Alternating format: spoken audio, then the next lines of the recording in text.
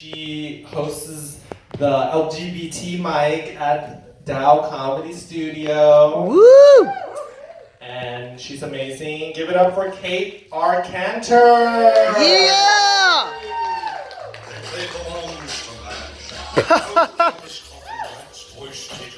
Thank you, honey. You're just gonna stay on. I love it. Oh, wow. I'm gonna distract you for the entire audience with this fucking noise. Oh, no. I am Kate R. Canter. I do host LGBT on the MIC every Tuesday. Please come on by. Allies welcome. And it's Halloween! Woo! Happy fucking Halloween, Woo! guys! Yeah. I love Halloween. It's the only holiday where you can really dress for the job you want. I am, of course, dressed as my favorite superhero, the inevitability of death. I get all my villains eventually. Playing the waiting game. Oh, jeez. Oh. This is Frankie, by the way. He's super fucking gay. Oh. Anyway. So, yeah, it's Halloween. I love Halloween. I love being scared. I'm gonna go home and watch something scary tonight. Probably the news. Yeah. We're all fucked. Oh. Eat some candy.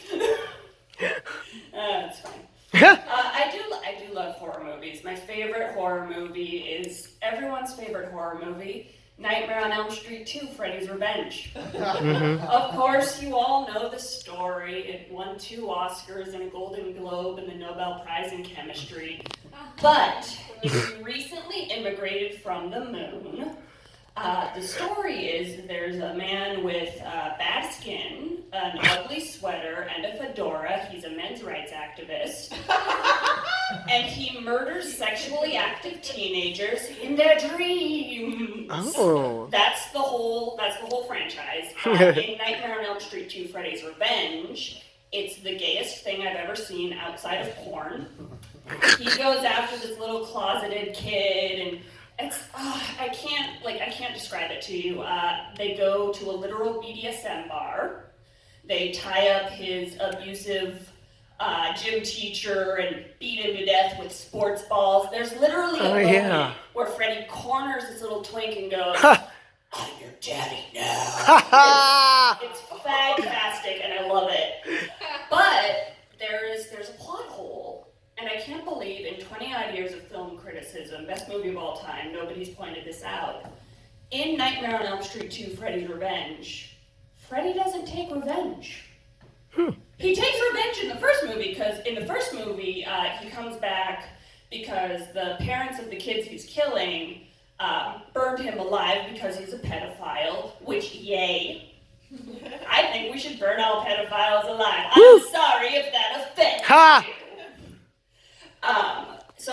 So he's coming for revenge on that, but in the second movie, it's a whole different kid.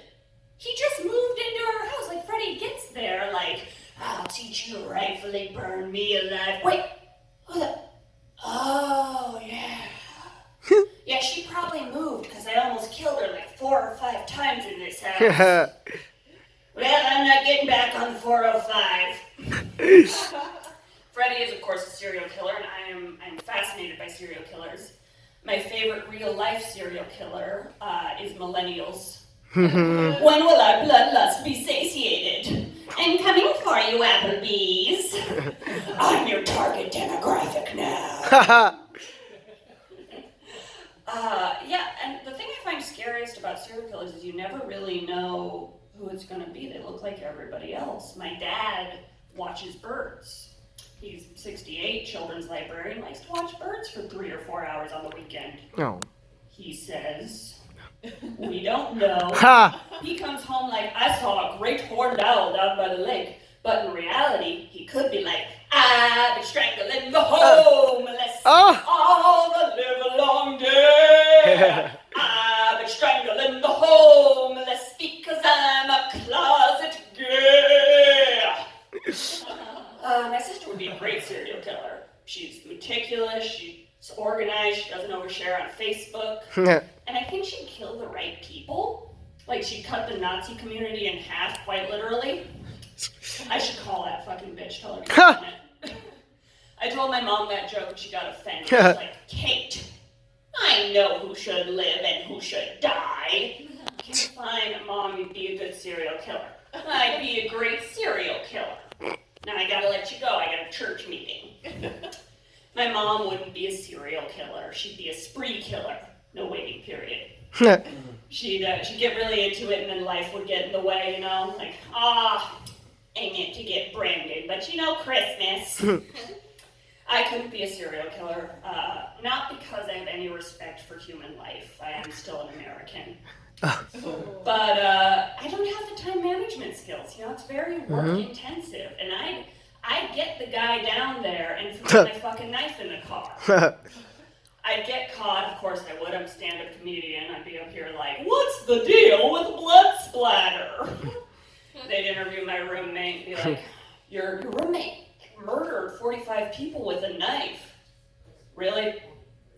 You know, there's been a bucket of clothes in our living room for the past 6 weeks, but I'm glad she got the knife off her to-do list. Too much. All right, thank you very much. I've been Canter. Give it up for Varut!